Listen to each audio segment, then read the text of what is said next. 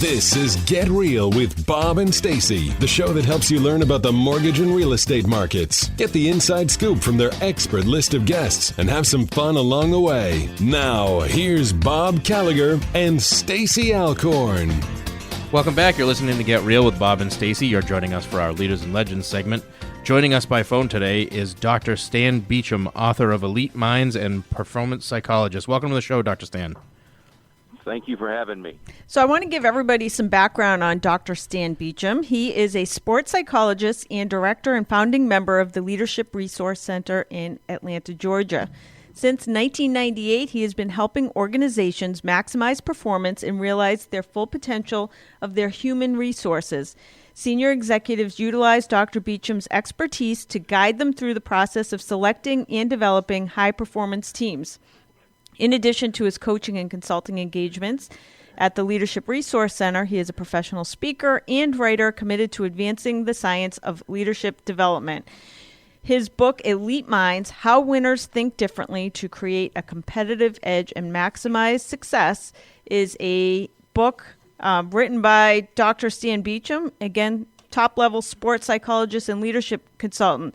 So I was reading a little bit on your background, Dr. Beecham. Explain for our audience how you got started in this line of work to begin with. Well, I started off thinking I'd be a clinical psychologist and got my doctorate degree in clinical psychology. And I'd always been interested in working with athletes. In fact, when I was an undergraduate, I started working with the kickers on the football team at Georgia. And after I finished up, I contacted Vince Dooley, who was the athletic director at Georgia, and we started talking about sports psychology. And basically said, you're going to have a sports psychologist someday. You either be one of the first or the last, but it's coming. And so he hired me, and then I spent the next 4.5 years at Georgia working with 19 different teams that they had then. Wow. And from that, started doing business consulting. Wow. So I was reading in your bio, you talk about if the unconscious mind controls the human body 90 to 95% of the time, interesting fact, how do we control our habits to achieve success? Yeah, so what I want people to understand is that the mind kind of functions on two levels, right? The conscious mind, which most people are aware of, that's kind of where you do your thinking. And then the unconscious mind, which is, you might call your belief system, the beliefs that you have about yourself and the world that basically dictate what you do or don't do. So, for example, if I believe that I'm not good enough to do something, I'm not going to attempt to do that. But I may not actually think at it about a conscious level, right? It's just an unconscious belief that I have about myself. And when you start working with people in performance setting, what you find is that majority of people have some very strong beliefs about themselves in terms of what they're not capable of doing, that's beneath their potential, if you will. And it's very limiting to them, but they don't really have any awareness of it. Does that make sense? Yes. It does, very much. And so what you're trying to do then is identify the unconscious belief system and then bring it into consciousness so that people say, I never thought about it that way, but now that you've mentioned it, that's true. And so that's really that process, and I talk about that in the book. Most people's beliefs about themselves have been learned. In other words, somebody told you something about yourself. You're pretty, you're smart, you're slow, you're fast, whatever it is. And we just take these for granted and really don't go back and pull them back out as adults and say, okay, where did I get this from, and is it actually working for me?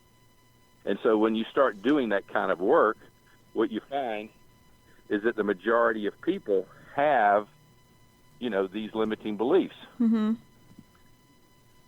So this is interesting. That's a lot of the work. I just read a book, Psycho-Cybernetics, and basically in that book, it's all about the fact that you will never live beyond your own personal self-image of yourself. So if you want to achieve a bigger dream or a bigger goal, you need to figure out how to change your personal self-image, and that's basically what you're talking about here. Yeah. The first thing, though, is you have to identify it. Right. So, we're a culture, and we love change, and we talk about how you're going to fix things. The main thing is if you just have an awareness of it, right? So I don't start with, hey, let's change and fix Right. this. I start with, okay, what do you hold as true about yourself?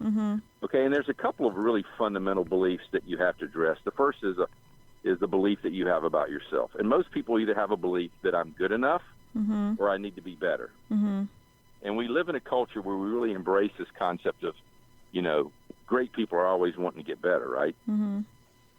But if you peel back, so why is it that we're obsessed with getting better? And the answer is because we don't think we're enough. You follow me? Yes. Yeah. Interesting. But this is the common belief, is that great people are always wanting to get better and they're never satisfied. And there is some truth to that from a talent standpoint, but from the standpoint of just being a person, just your personhood, if you will. Do you accept yourself? That being enough is really critical. And what I find is, even at high-performing athletes and even high-performing executives, most people's fundamental belief is I'm not enough.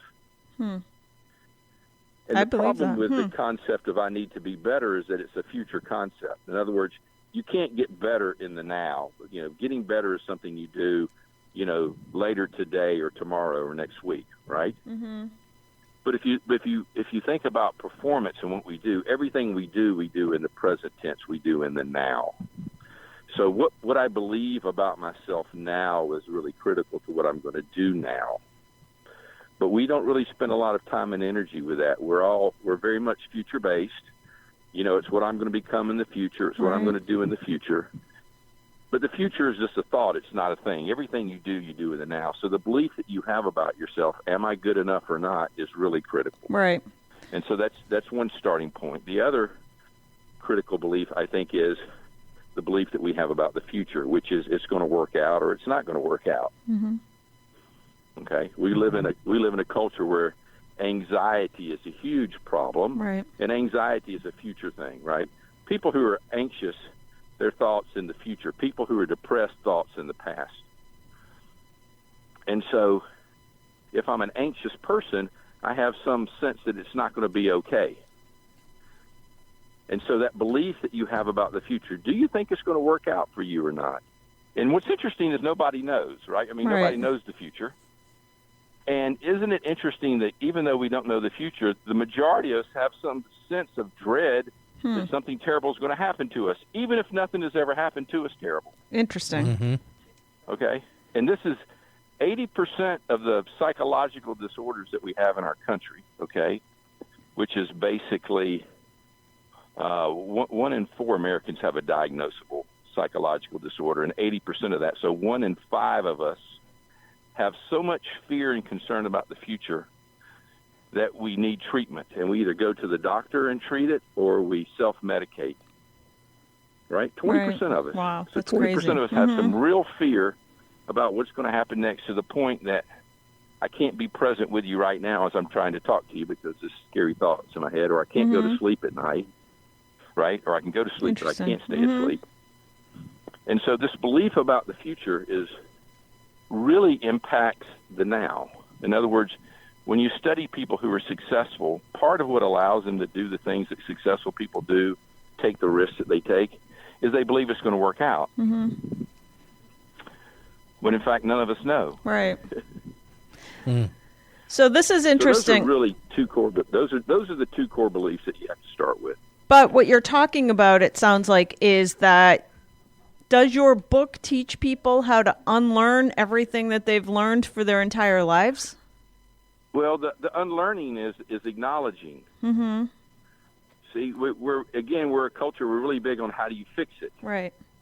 And there's a lot of people that'll sell you their way of how to fix it. What I've noticed is that once you become aware of what is true, that awareness is change. Okay.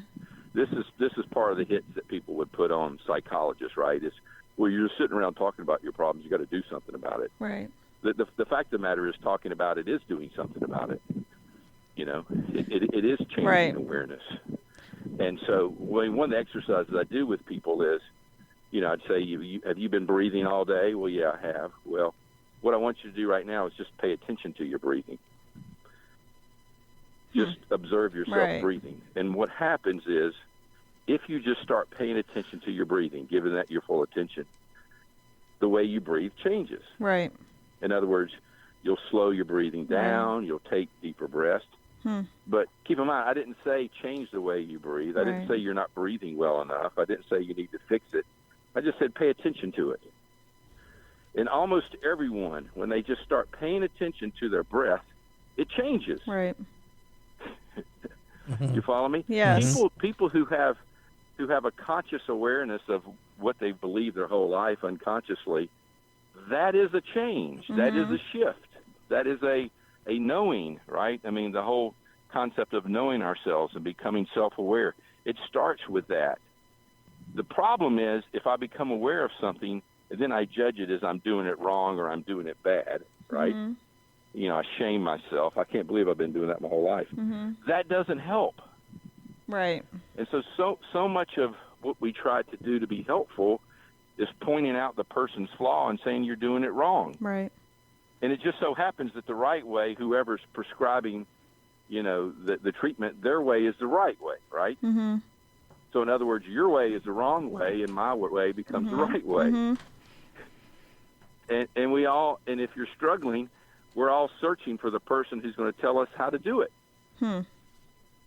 Right? I mean, it's so much built into our thought. If I uncover a belief that I realize is not helpful, then the next thought is, well, how do I fix it? Right. Right? I mean, if you think about, you know, concepts that have worked, like the 12-step movement, which has been around for addiction for years, you know, the first step is that you admit that you have a problem and you don't have the power to fix it yourself. Okay, that's it. Now, what's interesting is most people who go into a 12-step program, they don't get past step 1. In other words, they say, no, everybody's telling me I drink too much, but I really don't. Right. But the person who says, you know what, I'm drinking too much, you know, it's causing problems with all my relationships, it's got me in trouble at work, you know, maybe I need to drink less. Maybe I need to do something about it. That is the key component of it. That is the moment of change, that awareness that I've been doing something and it's been hurtful to me. Why can't I fix it? And what I'm saying is we live in a culture where everybody wants to tell you how to fix it. And it doesn't work. I'll give you another statistic. You know that when people go to the doctor and they have, you know, heart disease, type 2 diabetes, obesity, okay? And so these people go to the doctor and they say, here's what's wrong with you and here's what you need to do to fix it. You with me? 87% of those people do nothing at all. Interesting. Huh. That they're not bothered enough by their condition that they're willing to let it kill them. And so we know more about health, right, than we ever have. Would you agree? Yes. Yeah. In terms of what we need to do to be healthy. We know more about that now than we ever have, but yet a third of Americans are either obese or morbidly obese. Right. Two-thirds of us are overweight. Wow. We have healthier food than we've had in a long time, but yet fast food is continuing to do marvelous things. So here's the problem. People say, I want help, but the majority of people, what they really want to do is they want to be left alone. And this is the thing that's for a lot of people who don't, not a lot of people, the small minority who don't play the game that way, it's always a surprise to them. So for somebody in business, do you have any words of advice? Because I think the fact we opened on the fact that we spend 90 to 95% of our time in an unconscious mind controlling things. Yeah. And I really think, I was just talking to somebody yesterday about this, how, I mean, stuff like this permeates. You go to a training class, and if somebody says something different than what you believe, sometimes people just shut off because that person. Yeah, they either shut it. That's right. They either declare that the other person is wrong. Right. I mean, it's like religion and politics, yes. right? Yes. You either declare that the other person is an idiot and they don't know what they're talking about. Yes. Or you have so little faith in yourself and your own ability to get it right that you jump to the next expert. Right. And so what happens is these people go from one expert to the other, right? From one guru to another. Exactly. And there's huge business to be made in that. I personally don't really want to participate in that. Right. I want people to, just stop for a minute and just identify what are the things that absolutely that are true. Yes. But let me answer your question, because you asked a good one about business, okay? Mm-hmm. I think a lot of people go into business to make money, to become successful. Mm-hmm. And people do that. I personally don't encourage folks to do that. What I think we should do is to find out what are the activities that you do that when you're participating in those activities, you feel the most alive, you feel the most complete, you feel the most passion, and spend your time doing that. Because it is possible to go out there and bust your tail and make a ton of money and be miserable. And right. I know a lot of these people, and I bet you do too. Mm-hmm. Yep. But yet we'll call it success, Man, he's got a great business. Yeah, but the guy has to go home and drink a bottle of whiskey, to and watch TV exactly. to anesthetize himself. Right. So my definition of success in business is not about how much money you make. I think it's about finding something that you're really passionate about, that you enjoy doing, that you see as a way to better other people's lives, mm-hmm. and then surround yourself with people. I'm talking about your employees, your mm-hmm. partners, with people who you enjoy being with, who share the same values, right? Right. And so spend your time with people that you enjoy being with, and spend your day doing activities that you enjoy. And a lot of people say, well, you can't make a living doing that. Yes, you can. Yep. Most people don't, but it is possible to make a living that way. Wow. Awesome stuff. So that would be my encouragement. I think for people who are taking a job, mm-hmm. For folks who are going into the job market or changing, right. I think the most important thing, the question you need to ask is, who is my boss? Mm-hmm. Okay? And you need to spend time with that person, because right. we know from research that the relationship that you have with your boss, how your boss treats you, is going to affect your life more than any other Absolutely. person, including your spouse. Right. And this is what I see all day long when I work with and coach business executives. 90% of the conversation we have is about people, getting the right people in the right job, moving people out of the job if they're not the correct person. In other words, for most business leaders, people decisions are the most important and the most difficult of all decisions that you will make. Right. And most people who are outside of business, they don't realize that senior executives, those are the things that they're wrestling with. How do I get the right people? How do I keep them here? How do I create an environment where they can do their best? Because what's interesting is most organizations, they'll tell you they want you to do your best work, but they'll actually create policies and procedures that keep you from doing it. Right. Which is right, which is mm-hmm. the irony. Right. That and so what you'll see if you interview people who've had a long career, they can tell you about a certain job where they performed at a very high level, and then they went to another company, did the similar job, and did it at a low level. Right. And you say, well, what happened to you, man? You must have lost it, right? You lost your drive or your passion. No, you didn't. You were the same person. What happened is that you're surrounded by people that you couldn't stand, and they couldn't stand you. And whether you like it or not, human beings, we're social animals, we're herd animals, and we're affected by the herd. Interesting. Absolutely. And that's not going to change. But most people know that. I mean, it's rare for a human being who will consciously choose to go live off in the woods by themselves, right? That's a rare situation. Right. So that is, I think, as I've worked with a number of businesses, who are the people that you pick and surround yourself with, and do that really well. And if you do that really well, you're probably going to have a successful business. Right. Great stuff. It is. So unfortunately, our time is up, and I had 12 more questions, so we'll have to have you back another time. Well, I'm sorry, and I pulled over. I'm traveling, so I pulled over on the side of the road. No worries. Trying to keep it quiet. So for anybody listening, this is Dr. Stan Beecham, and his book is Elite Minds, How Winners Think Differently to Create a Competitive Edge and Maximize Success. So until our next interview, feel free to check out his book, which is available on Amazon. Thank you so much for joining us today, Dr. Beecham. Thank you. And if people want to track me down, they can go to my website, drstanbeecham.com. Great. Excellent. We're going to contact me that way. All right. Great. We're going to take a quick commercial break. We'll be back with more Get Real after this. All right.